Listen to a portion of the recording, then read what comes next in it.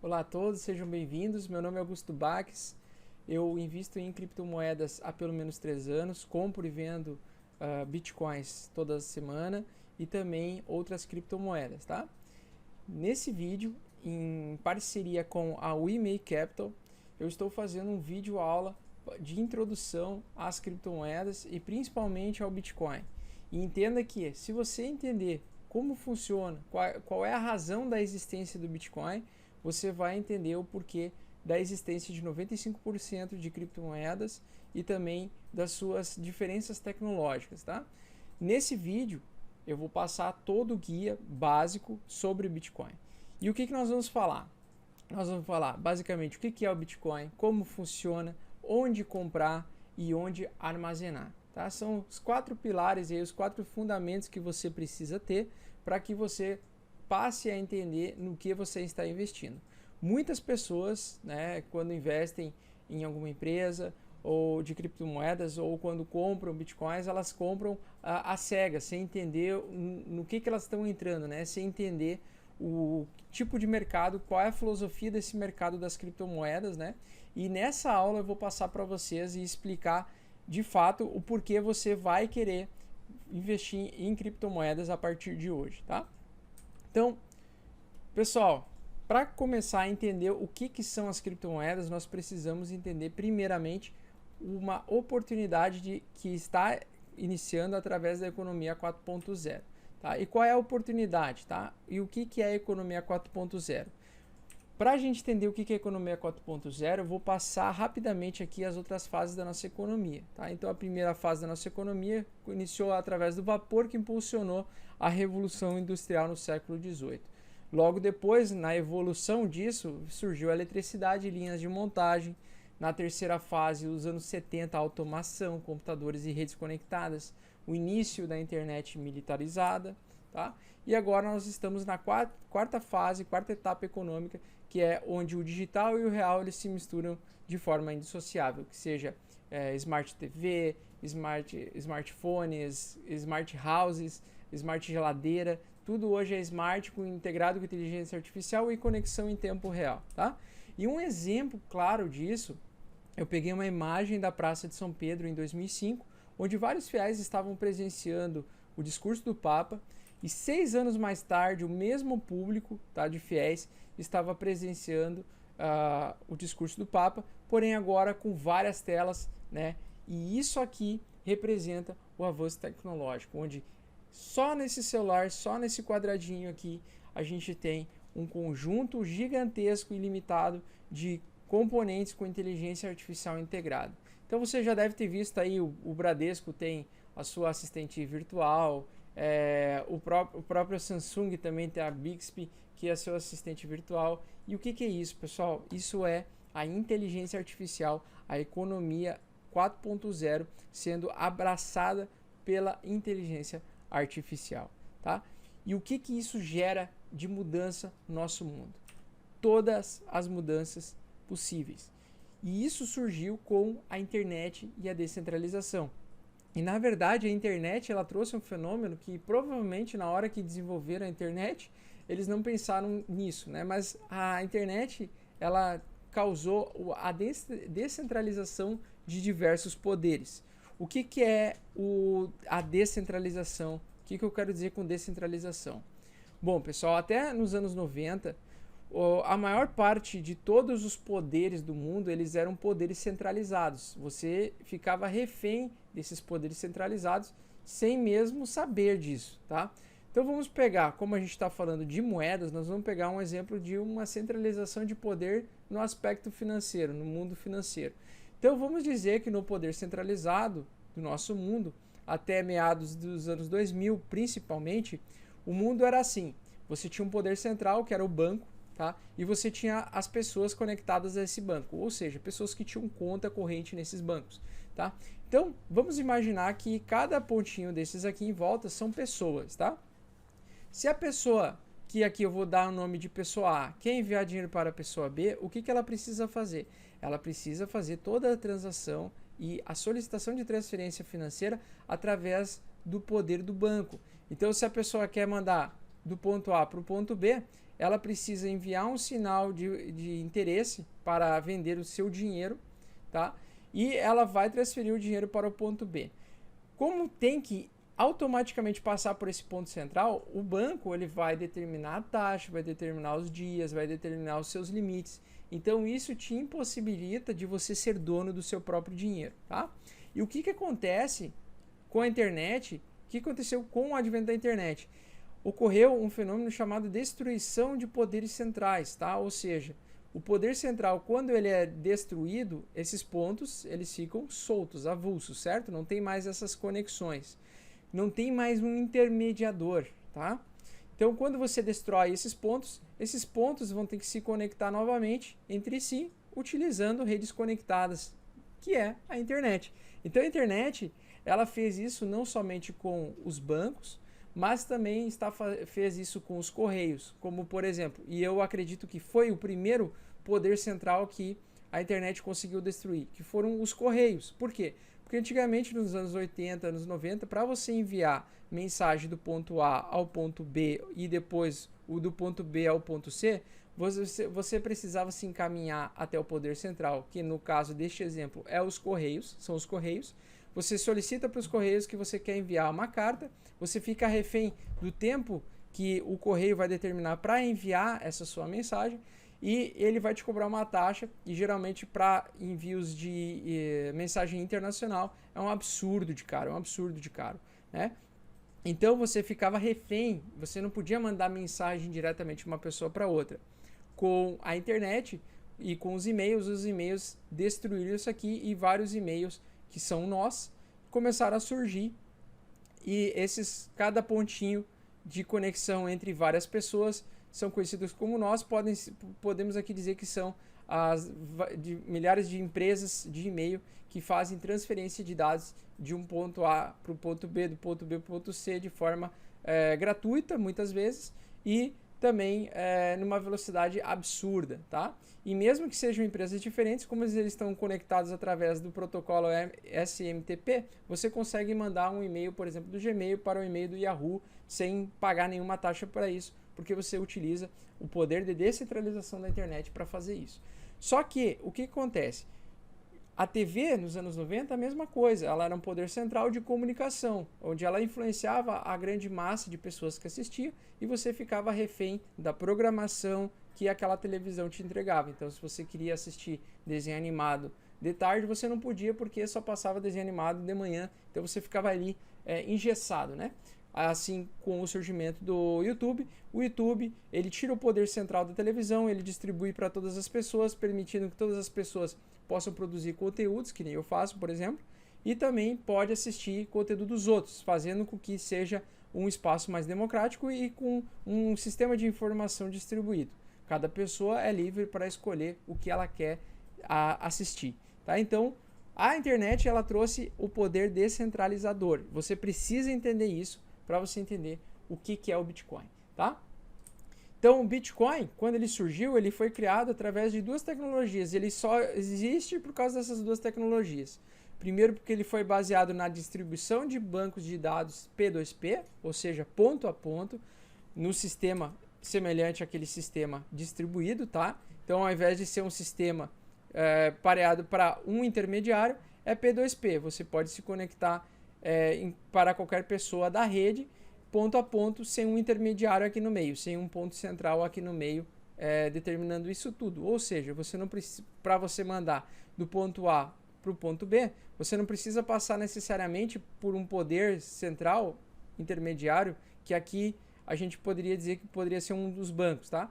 Você pode fazer esse caminho, você pode fazer esse caminho, você pode fazer vários caminhos ilimitados para você passar esse tipo de informação. Então esse é o sistema P2P, tá? Você distribui o poder igualmente para todos os participantes da rede, tá? Então a criptografia e a distribuição de bancos de dados P2P, elas criaram uma revolução na forma como nós transmitimos dados pela internet. Qual é o grande problema de você tentar fazer um dinheiro digital, 100% digital? O grande problema era o seguinte: quando você pega um celular desse aqui, por exemplo, e você faz uma foto com esse celular, esse celular, você vai ter os dados desse celular.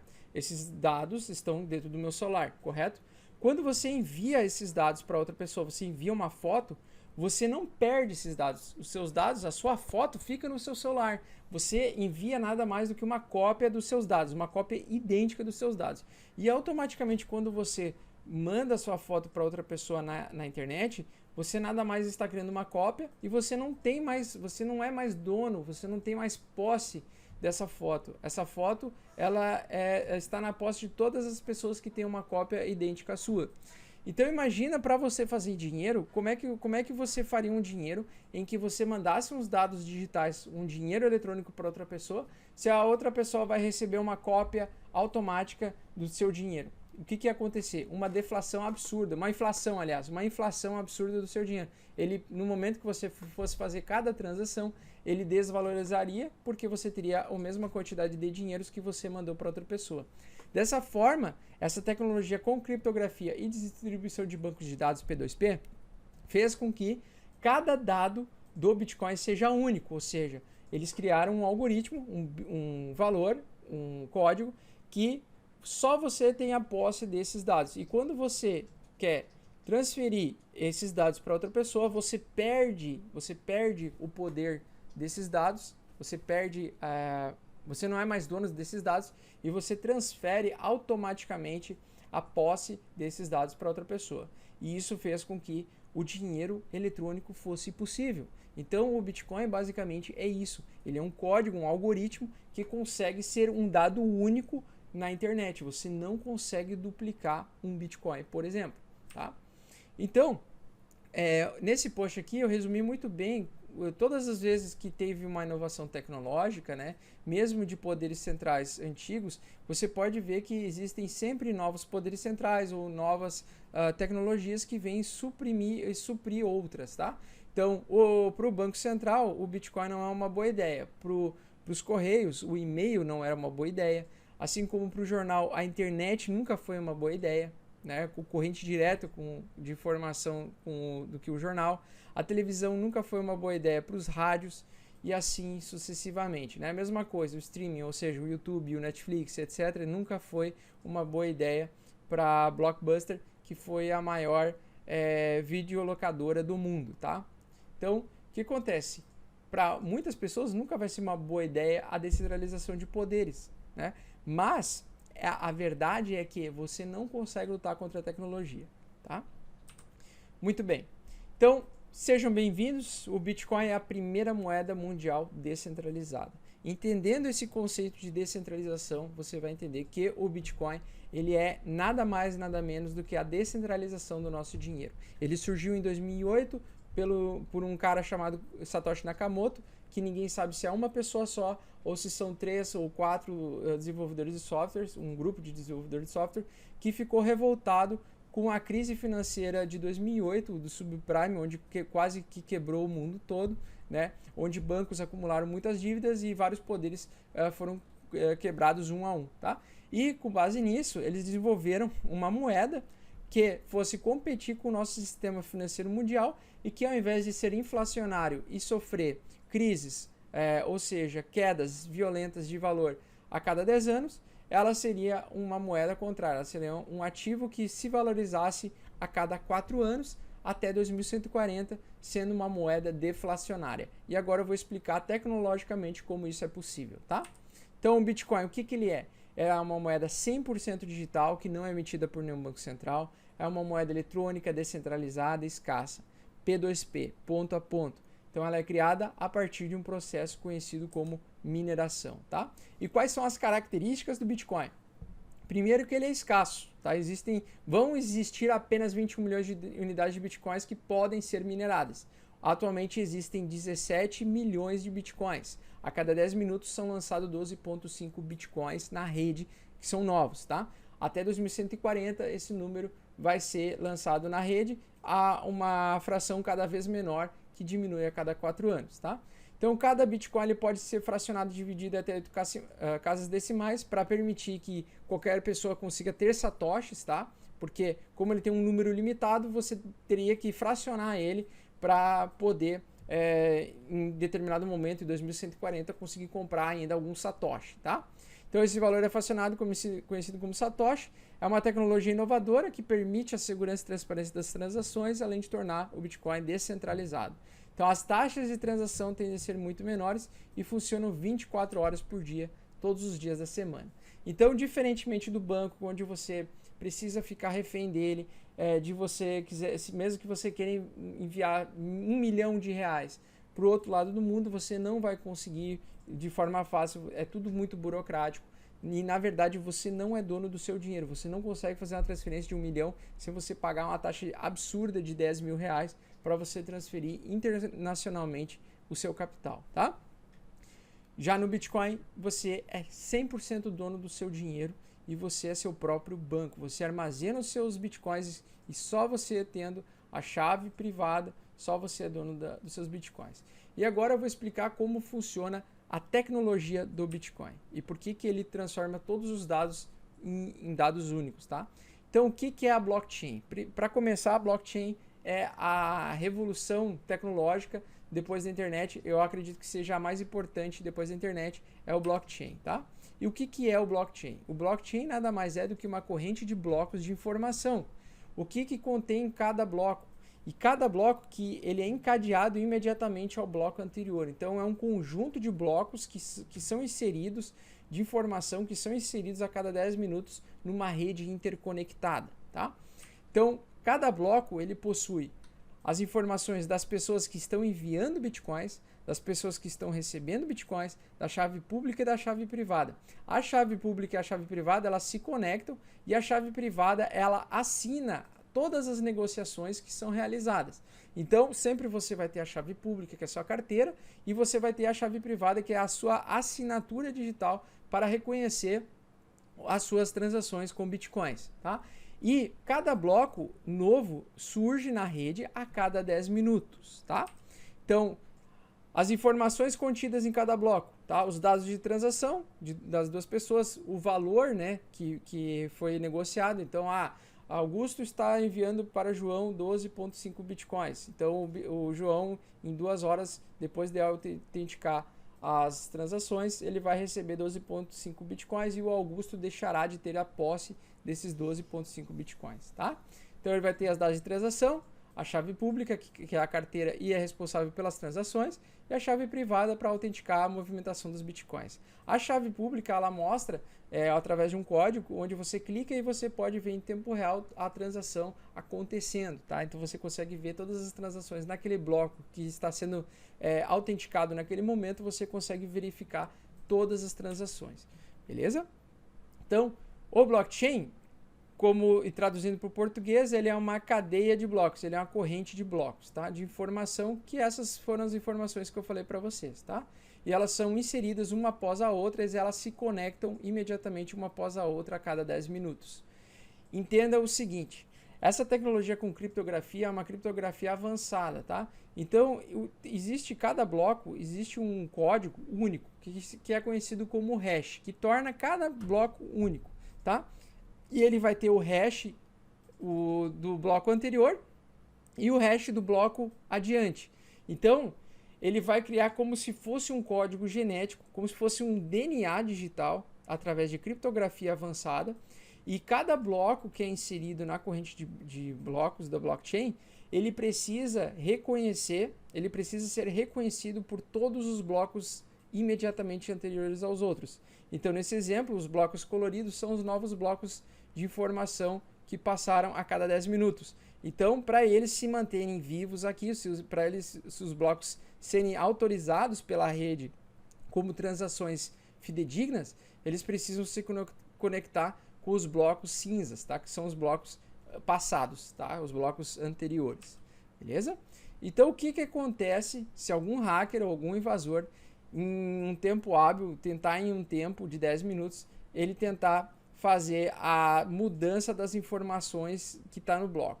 Quando ele tenta mudar alguma informação, como o envio do dinheiro, quem vai receber, ou a quantidade de dinheiro de bitcoins nesses blocos, ele vai acontecer o quê? Vai mudar, alterar o hash que é o código genético encriptografado do bloco vai verificar que aconteceu uma anormalidade, uma alteração no hash dos blocos anteriores, eles vão ser incompatíveis e isso vai fazer com que todas as transações subsequentes sejam completamente invalidadas, tá? Porque ele sempre checa o hash do bloco à frente e do bloco anterior. Então, ó, ele vai pesquisar e vai bater, ele tem que bater exatamente com o mesmo bloco, tá? Lá no bloco à frente, ele tem já um hash pré-definido do bloco que vai surgir, e como esse bloco ele precisa dessa confirmação desse valor, ele vai, se você tentar fazer alguma alteração nos dados, ele vai alterar o hash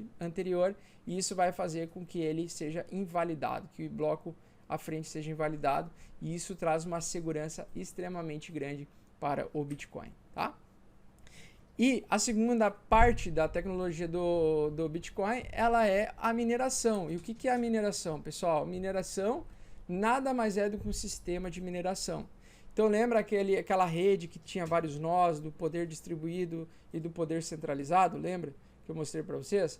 Então, cada pontinho daqueles é um nó, tá? Cada pessoa que está na rede é considerada um nó de rede. As pessoas que têm interesse em colaborar com as transações da rede do Bitcoin, porque entenda, o banco ele tem um sistema deles para fazer a autenticação das transações do ponto A ao ponto B. Como você não tem esse intermediador nessa rede do Bitcoin, você pode fazer com que as pessoas que tenham interesse em ser os autorizadores de transação, os validadores de transação, que eles tenham um sistema de recompensa, vamos dizer assim, uma vantagem em relação aos demais para que eles permitam e deixem computadores conectados na rede para fazer a validação das transações e os cálculos matemáticos de cada transação. Então, como no blockchain, na rede do Bitcoin, não possui o banco central para fazer isso, você precisa de um poder computacional para fazer isso. E quem deixa a sua máquina ligada 24 horas por dia para fazer a validação das transações de todos os usuários a cada 10 minutos, pode ganhar uma recompensa que hoje paga-se 12,5 bitcoins. E eu vou explicar por que esse valor de recompensa ele diminui ao longo do tempo, tá? Então, o sistema de mineração, vocês têm que entender que ele é um sistema de recompensa para quem deixa o seu computador, a sua máquina ligada para fazer a validação das transações do Bitcoin, tá? Então, a cada 4 anos, o sistema de recompensa de mineração, ele diminui pela metade a recompensa de Bitcoins, tá? Então, eu já vou explicar isso para vocês. E é isso que faz o Bitcoin se tornar deflacionário, ou seja, ao longo do tempo, ele vale cada vez mais, tá? Então, um exemplo claro disso, em 2008 até 2012, no início do bloco Gênese do Bitcoin, o sistema de recompensa de mineração pagava 50 bitcoins para o bloco minerado. Entenda, todos os dias são minerados diversos blocos, porque a cada 10 minutos é minerado um novo bloco, certo? Então, a primeira máquina, o primeiro computador que conseguia fazer os cálculos matemáticos complexos para minerar, para validar aquele bloco, ele ganhava 50 bitcoins para cada bloco minerado. Então, no início, o Bitcoin, é lógico que ele ia valer pouco. Por quê? Porque primeiro ninguém conhecia o Bitcoin. Quem conhecia era um nerd, era um pessoal underground, tá? Então, o que acontece? Quando o Bitcoin ele foi trocado por 2 pizzas e ele começou a valer alguns centavos de dólar, ele foi reconhecidamente como um ativo para trocar por algo, tá? Ele começou a ter um valor, as pessoas começaram a dar um valor intrínseco nele, que era alguns centavos, tá? Era menos de 1 centavo, tá? E naquela época, como a cada 10 minutos eram lançados vários bitcoins, uma quantidade absurda, e tinha pouquíssima demanda, ele era muito desvalorizado. À medida que passa 4 anos, em 2012 até 2016, a recompensa ela caiu para 25 bitcoins a cada 10 minutos. Então aquelas pessoas que disponibilizavam suas máquinas para fazer a validação das transações da rede do Bitcoin, elas no início ganhavam 50 bitcoins nos primeiros 4 anos, a cada 10 minutos. Agora elas passaram até 2016 a ganhar 25 bitcoins a cada 10 minutos. Depois, em 2016 e no tempo que nós estamos hoje, até 2020, vai ser 12,5 bitcoins a cada 10 minutos. E depois de 2020 até 2024, 6,25 e assim sucessivamente ele vai caindo pela metade a cada 4 anos. E o que acontece com o ativo? Que ao longo do tempo ele é impresso em uma velocidade cada vez menor, porque agora existe uma quantidade bem menor de novos bitcoins sendo lançados na rede. O que acontece? Com uma demanda crescente de pessoas interessadas em utilizar o Bitcoin para facilitar transações entre pessoas do mundo todo, isso cria uma demanda natural de utilizar a moeda, de utilizar essa tecnologia. E quanto mais pessoas têm interesse em ter Bitcoins, mais lutado e mais brigado esse espaço fica. Então, cada Bitcoin produzido, ele é mais brigado, entende? Ele é mais lutado. E isso faz com que o preço do ativo aumente. É o contrário do que o banco faz. Quando o Banco Central imprime mais notas de dinheiro fiat, essas convencionais, real, dólar, euro, o que ela está fazendo? O que o Banco Central está fazendo? Ele está imprimindo mais dinheiro que vai circular no mundo todo, causando o efeito de inflação. Ou seja, o teu dinheiro é a mesma coisa que o governo brasileiro agora dá 1 milhão para depositar 1 milhão em todas as contas de todos os brasileiros. O cafezinho que hoje vale R$5 vai valer 50 mil reais, porque todo mundo vai ter 1 milhão, entende? Então, isso é o efeito da inflação. Já na deflação é o contrário. Quanto mais menos ativo é impresso e mais escasso ele se torna, mais valioso ele fica. Por isso que é assertivo falar para vocês que hoje ter um Bitcoin inteiro é muito mais difícil do que 2012. Da mesma forma que em 2030 vai ser muito mais difícil você conseguir ter um Bitcoin inteiro em comparação com quem comprou Bitcoins hoje, tá? Então hoje o Bitcoin, apesar de custar 15 mil reais, ele ainda está num valor muito interessante, porque hoje é muito mais fácil do que quando o Bitcoin passava a valer 100 mil dólares por unidade, entendeu? Muito bem. Então a primeira máquina que consegue resolver processos matemáticos pelo sistema Proof of Work, dentro do período de 10 minutos, recebe 12,5 bitcoins como recompensa nos dias atuais, tá? A queda de recompensa de mineração faz então com que o criptoativo gere uma escassez natural, beleza? E aqui, e finalizando rapidamente, esse aqui é o gráfico do halving cíclico do Bitcoin, onde a gente tem todos os anos em que o Bitcoin existe, tá? A gente tem um gráfico desde quando ele começou a valer alguma coisa, 10 centavos aqui em 2011, tá? Então aqui ele começou depois que ele foi trocado por 2 pizzas, ele começou a valer alguns centavinhos, tá? E assim ele começou a criar um fuzuê. Muitas pessoas começaram a investir e comprar dólares, comprar bitcoins em dólares, e isso fez com que começou o preço do ativo a realmente valer alguma coisa, beleza?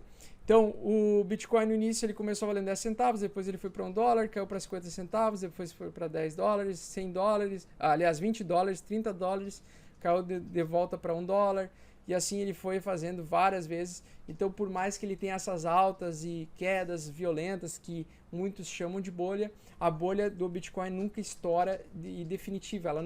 Ela tem essas quedas, essas correções de preço, mas essas correções de preço ela é natural, assim como em todos os mercados de investimentos e mercado volátil financeiro, tá? Forex é assim, o mercado de ações é assim, tá? Porém, vocês têm que ver que no longo prazo, né, nessa faixa aqui desses 7 anos, nesse gráfico, aliás, agora são 8 anos, tá? Nessa faixa de 8 anos, você pode ver que apesar das quedas, ele tem altas cada vez mais recorrentes. Por quê?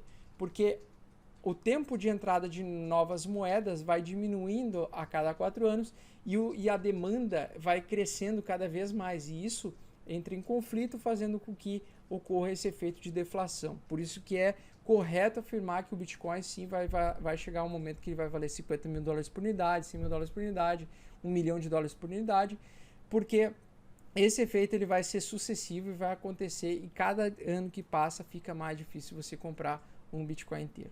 Beleza? Então, entendendo isso, desde que o mercado não perca confiança, né, que o Bitcoin não tenha a confiança quebrada pelos seus milhares de investidores, o criptoativo vai continuar em uma crescente absurda. Certo, pessoal? Então, agora eu vou mostrar para vocês como a gente faz a compra dos primeiros Bitcoins. Então, para comprar seus Bitcoins, você precisa criar uma conta na corretora, tá? Eu indico o mercado Bitcoin, corretora que eu utilizo já há alguns anos. é a corretora que eu mais tenho confiança, que menos teve problemas, mas tem a Foxbit também, que é muito boa, tá? E para você fazer o cadastro, é só clicar em cadastrar, tá? Coloca os seus dados e, pessoal, já faz fotos ou tira xerox dos seus documentos para você validar suas contas, tá? Geralmente as corretoras, elas são extremamente seguras, então elas vão pedir comprovação dos seus documentos, tá? Com eles à mão e uma vez cadastrado, eu vou entrar agora na minha conta aqui e eu fiz um envio de um capital para a gente poder fazer a continuação dessa aula aqui, tá? Eu mandei um capital hoje para mostrar para vocês como eu faço para comprar os bitcoins. Então eu sempre indico também ativar o sistema de 2 passos, 2 fatores, aquela senha com o Google Authenticator. Deixa eu ver aqui. E ativar. Então a gente vai logar. E perfeito, tá? Eu fiz o depósito há meia hora atrás. Geralmente o depósito é super rápido. E a primeira coisa que tu vai fazer aqui no mercado Bitcoin é entender aqui, ó. Aqui existem várias carteiras de moedas, criptomoedas diferentes, tá? A gente quer comprar somente Bitcoins, para essa aula pelo menos, tá? Então, a primeira coisa que você vai fazer, quando você chegar aqui na sua conta, você vai em depósitos. Você vai solicitar o seu valor que você tem interesse em depositar. Geralmente eu deposito com os centavos quebrados para colocar para o valor chegar mais rápido, tá? Então pode ser aqui 10,55. Coloco aqui o banco de origem, geralmente eu boto o nome do meu banco, tá? No caso aqui que eu utilizo o Banco do Brasil. Clico confirmar. Quando confirmar, ele vai abrir uma ordem aqui, tá? Um aviso de depósito. E você vai pegar os dados bancários da empresa aqui do mercado Bitcoin e você vai depositar para eles. No caso do mercado Bitcoin, você não precisa mandar o comprovante. Ele vai cruzar as informações com o titular da conta que está enviando e com o valor que você colocou. Portanto, evite de errar esse valor aqui, tá? E também evite de utilizar nome de terceiros ou conta de terceiros para comprar os Bitcoins, beleza?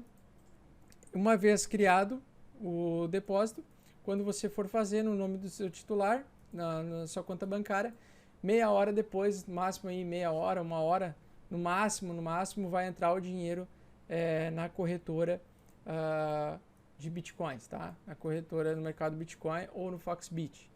Tem várias outras corretoras, tem a CoinTrade também, mas eu estou gravando aqui porque eu estou acostumado já com o mercado Bitcoin, beleza? E aí, o que você vai fazer? Para você comprar seus primeiros Bitcoins, você vem aqui, você pode vir em negociações e tentar encontrar um book de oferta aqui com preço mais em conta, tá? Ou você vai fazer como eu faço aqui, tá? Eu compro geralmente o valor a mercado, tá? Ou seja, não me importa tanto em pegar a diferença de centavos ali, de comprar o mais barato possível.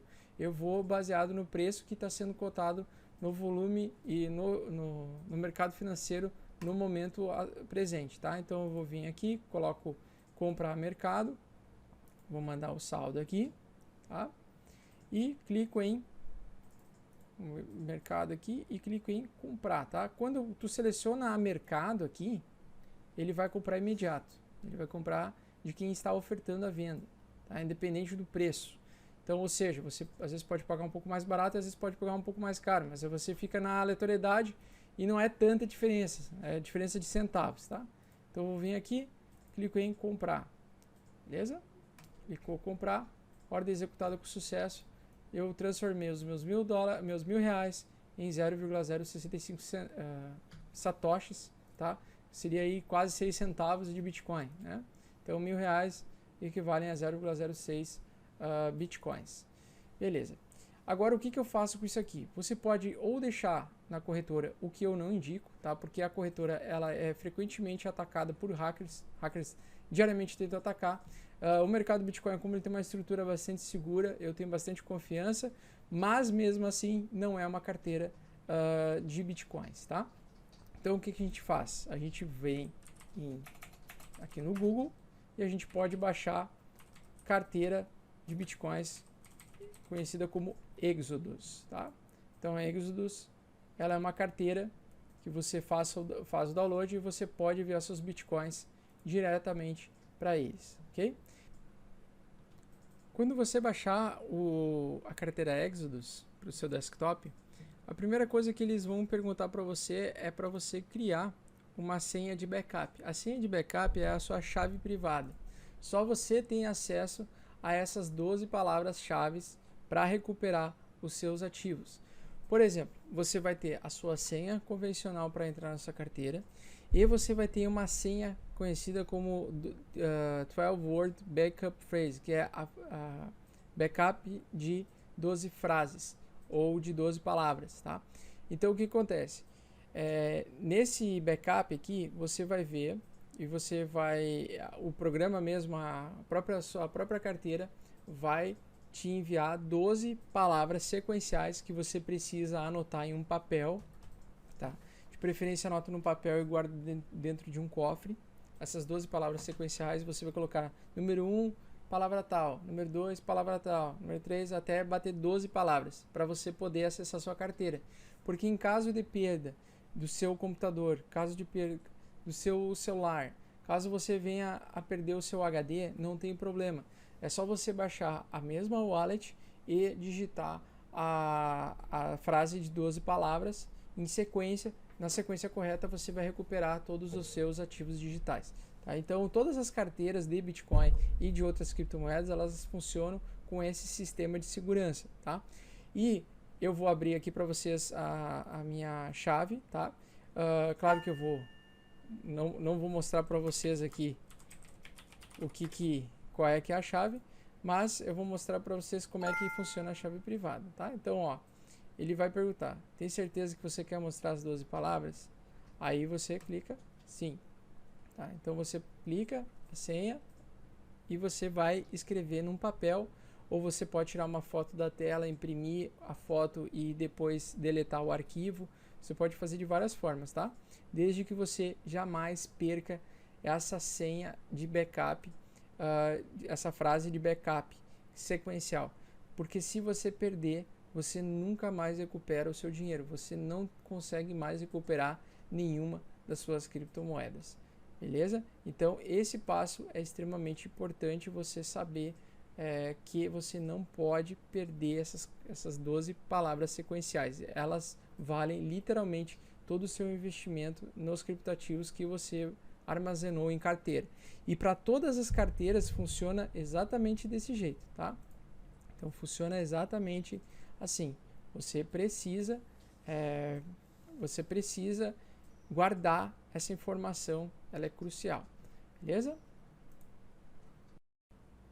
Agora aqui na wallet, como é que a gente faz para receber os bitcoins lá da corretora, tá? Então aqui eu tenho um pequeno portfólio de algumas criptomoedas, principalmente a EOS, tá? Então você pode selecionar a criptomoeda que você quer depositar. No nosso caso aqui, a gente tem interesse em depositar o Bitcoin.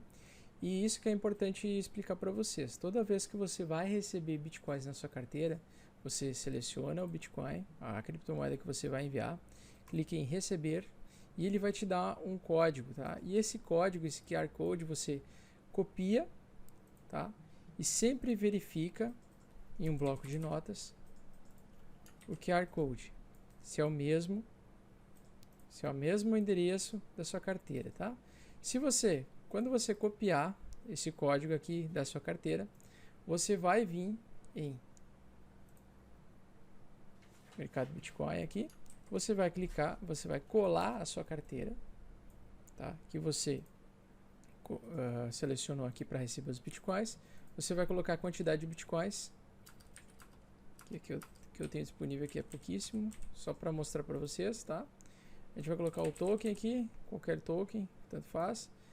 Seleciona para qual carteira vai colocar Exodus, para depois você entender para onde foi todo o endereço da carteira. Você vai clicar em transferir, vai dizer estou ciente, continuar, ele vai te mandar um e-mail.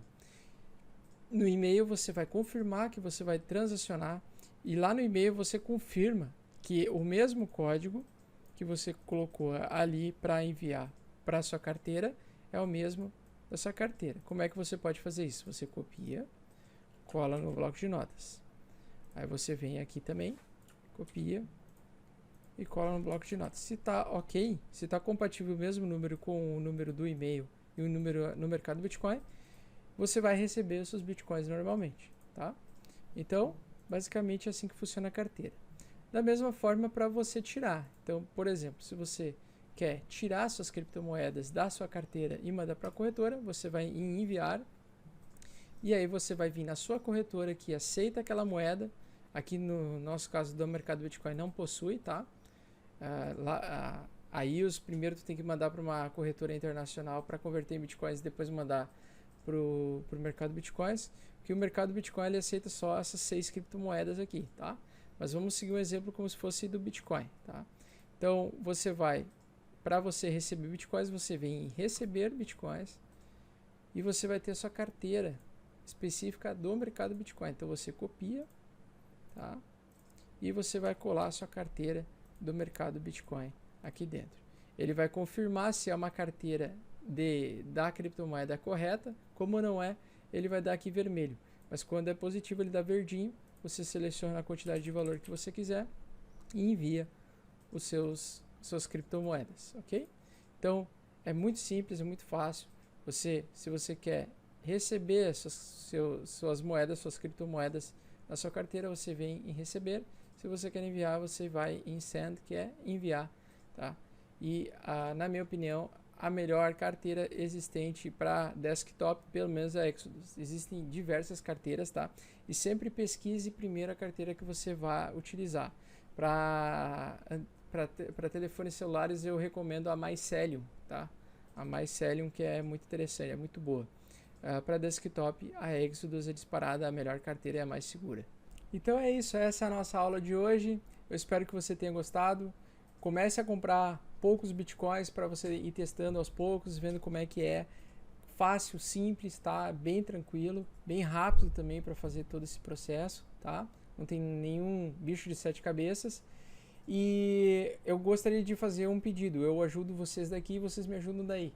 Por favor, compartilhem o meu canal para o máximo de pessoas possível, porque o meu interesse é uma adoção maior em massa das criptomoedas. Quanto mais pessoas investirem em criptomoedas, maior será o valor de cada cripto, e você pode estar colaborando com o meu trabalho também para eu continuar fazendo vídeos iguais a este, beleza? Então eu espero que vocês tenham gostado dessa aula e a gente se vê nos próximos vídeos. Até mais!